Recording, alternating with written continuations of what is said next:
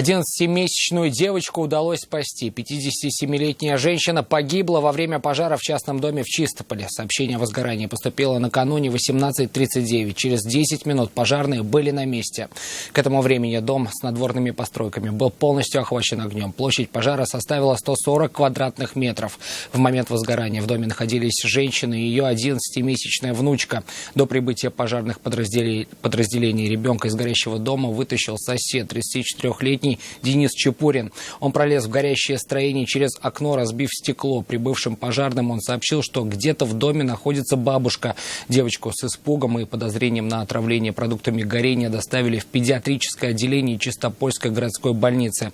Ее состояние медики оценивают как удовлетворительное. Тело женщины пожарные обнаружили уже после того, как полностью справились с огнем. Во время разборки сгоревших конструкций причина пожара пока устанавливается. Мы делаем вам вызов. Смотрите одну из самых рейтинговых программ о происшествиях в Татарстане на нашем сайте tnv.ru.